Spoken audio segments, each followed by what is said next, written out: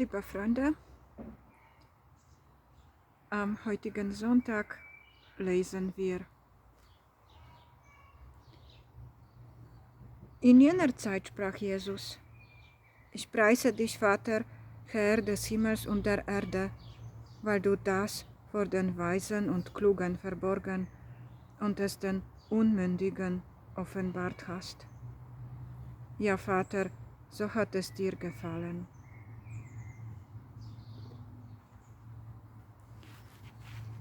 Jesus jubelt seinen Vater inmitten Schwierigkeiten. Das vorhergehende und das nachhergehende Abschnitt sagen vom großen Unglauben des Volkes.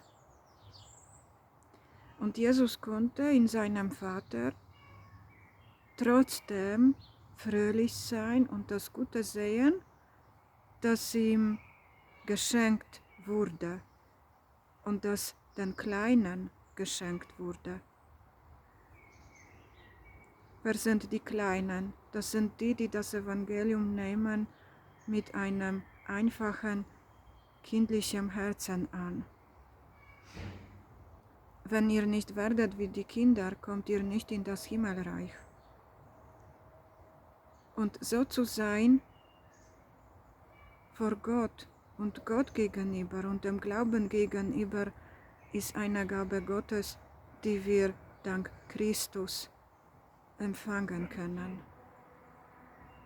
Das Ja liegt auf unserer Seite. Und das Zweite, was ich aus diesem Evangelium herauslese, ist der Hinweis Jesu: Kommt alle zu mir, die ihr mühselig und beladen seid, ich will euch erquicken. Nehmt mein Joch auf euch und lernt von mir, denn ich bin gütig und von Herzen demütig, und ihr werdet Ruhe finden für eure Seele.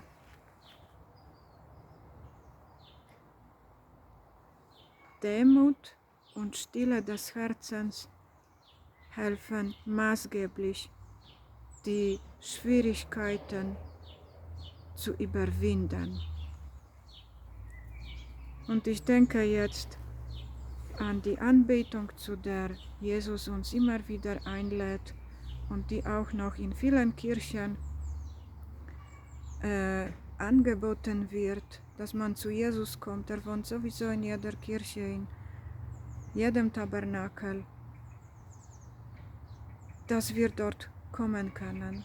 Einfach so, wie wir sind, mit allen unseren Sorgen und Schwierigkeiten, mit dem, was wir belastend, niederdrückend finden und empfinden, und sich seiner heilenden Kraft aussetzen. Und mit dieser Einladung zur Anbetung dieser Woche, um eine Kirche aufzusuchen und vor Jesus im allerheiligsten Sakrament des Altares eine Stunde oder eine halbe Stunde zu verbringen, möchte ich heutige Gedanken schließen.